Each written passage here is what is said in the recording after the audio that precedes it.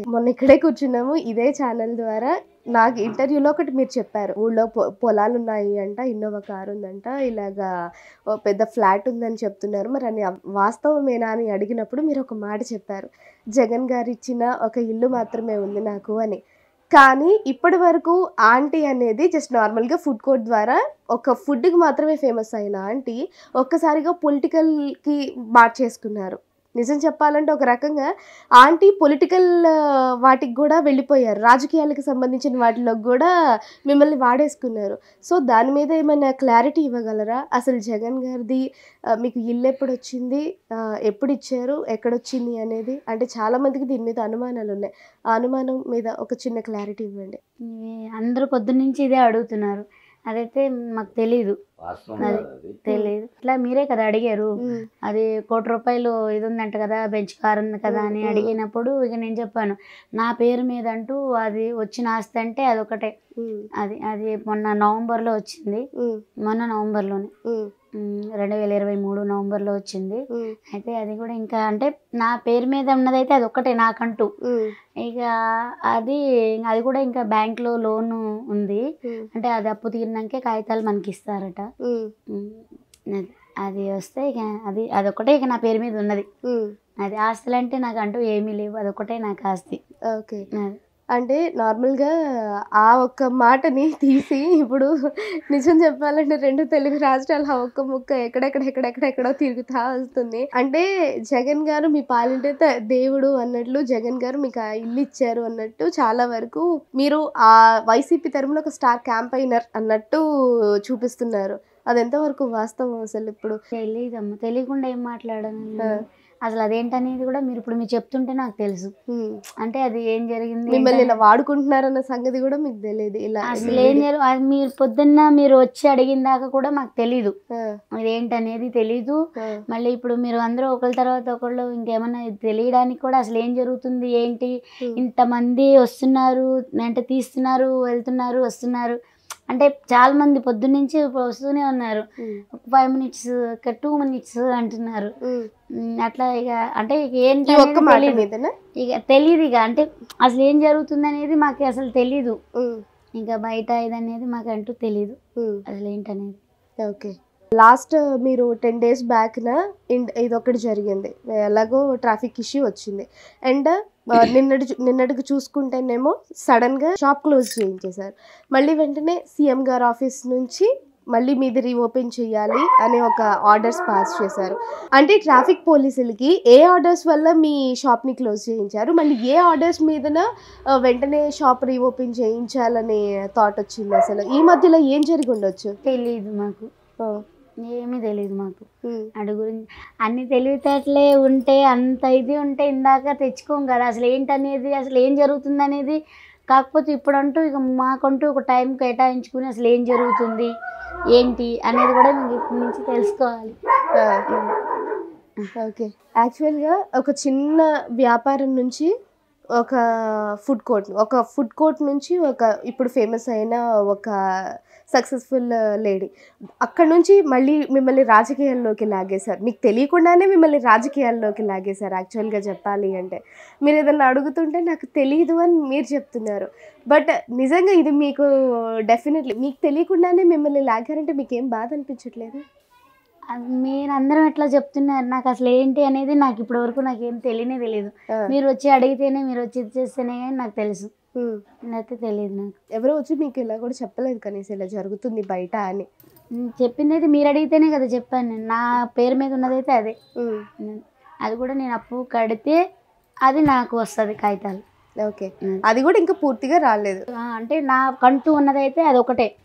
అంటే నా పేరు మీద ఉన్న ఆస్తి అంటే అది కూడా అప్పులోనే ఉంది. అంటే అప్పు కడితేనే ఆ కాగితాలు ఇస్తారు. అంటే బాండ్ పేపర్ ఇస్తారు. సో అర్థమైంది.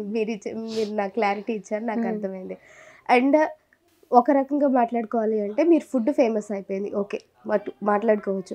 రేట్స్ విషయంలో నిజంగా చెప్పుకోవాలి అంటే కుమారి ఆంటీ రేట్స్ పెంచేశారు. చాలా వరకు అందరూ ఇదే మాట మాట్లాడుతున్నారు, రేట్స్ పెంచేశారు అంటే. ఎందుకంత రేట్స్ పెంచడానికి రీజన్ ఏంటంటారు? అదే దానివల్లే ఇప్పుడు ఇంత ఇదైపోయాను నేను. ఎందుకంటే ఎక్కడైనా అదే రేట్లు, అది ఎందుకు చేశారో తెలియలేదు. ఆంటీ చాలా నెగిటివ్ గా పోర్ట్రే అవుతున్నారు ఈ విషయంలో మాత్రం. దాని మీద మీరు మాట్లాడాల్సిందే డెఫినెట్లీ.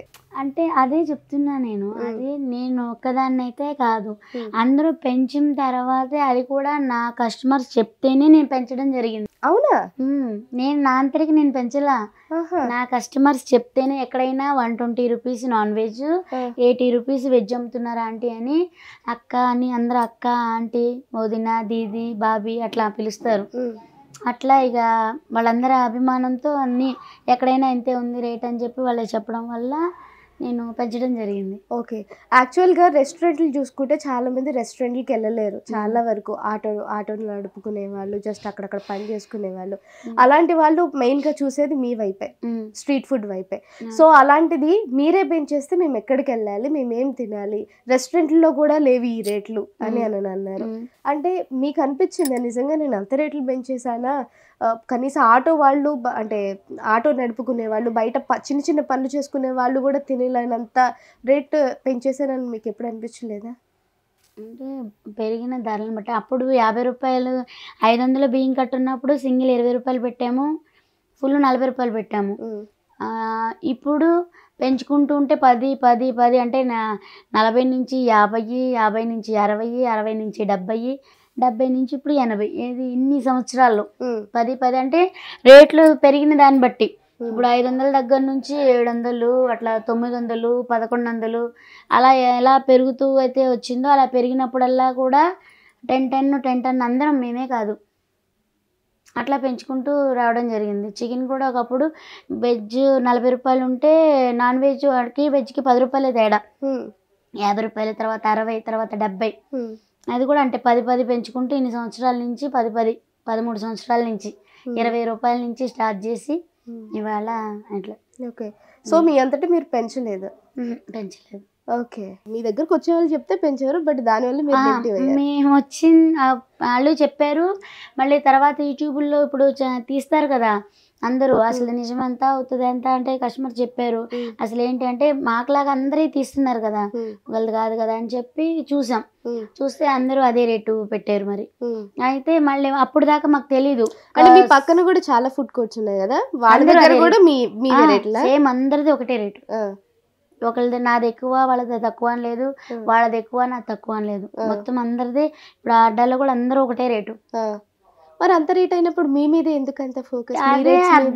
అదే తెలియక మేము ఏం జరిగింది అని మేము అన్ని తెలుసుకునే లోపల అన్నీ అయిపోయినాయి. అదే మాకు అర్థం కావట్లేదు ఏం జరిగింది, అసలు ఏంటి, అసలు ఇది అని. అది కూడా 2 లివర్స్ ఎక్స్ట్రా అనేది కూడా ఆ పబ్లిక్ చెప్తేనే మాకు తెలిసింది. ఏంటి 2 లివర్స్ ఎక్స్ట్రా ఇదిగా అని చెప్పని మళ్ళీ ఛానల్ వాళ్ళు వచ్చి ఇట్లా ఇదైతేనే మాకు తెలిసింది. అప్పుడు చూసాం మేము. ఓకే.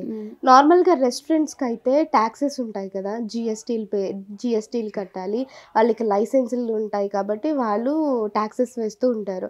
చాలామంది నాకు వచ్చిన కామెంట్స్లో నేను చూసిన కామెంట్ ఏంటి అంటే, ఆంటీ ట్యాక్సులు కూడా కలిపేస్తున్నారా, అంటే వాళ్ళు ట్యాక్సులు పే చేస్తున్నారా అని. మీరు ట్యాక్స్ కట్టడం వల్ల మీరు మా దగ్గర నుంచి ట్యాక్సులు కూడా కలిపి అంతంత రేట్లు తీసుకుంటున్నారా అనే ఒక కామెంట్. అది ఇప్పుడు మీరు ఇంట్లోకి సరుకులు, అప్పుడు సరుకులు, ఇప్పుడు ఇంట్లో వంట చేసుకుంటాం కదా, వాళ్ళు తీసుకొసుకుంటాం కదా సరుకులు, అప్పటికి ఇప్పుడు ఎంత అయినాయో మీకు తెలీదా? ఇప్పుడు అల్లం కానించి ఎల్లుల్లిపాయలు కానించి అన్నీ అన్నీ పెరిగినాయి కదా ధరలు. నిత్యావసర సరుకులు అన్నీ పెరిగినాయి, ఒకటని కాదు కదా. అది మరి కారం ఆడించుకునే దానికి కూడా బోల్డ్ అయిపోయింది కదా, మిరపకాయలు అన్నీ ఒకటి కాదు. మరి దాన్ని బట్టి ఇది. ఓకే. సో అందరివి సేమ్ రేట్లు, బట్ మీది ఫోకస్ అవుతుంది అంతే అంటారు. అది ఎందుకు అవుతుంది అనేది అర్థం కావట్లా. ఇప్పుడు నేను ఒక్కదాన్ని రేట్లు పెంచితే ఇప్పుడు నన్ను అలా చేసిన ఒక అర్థం ఉంది, అది ఎందుకు చేశారనేది మాకు తెలియలేదు అసలు.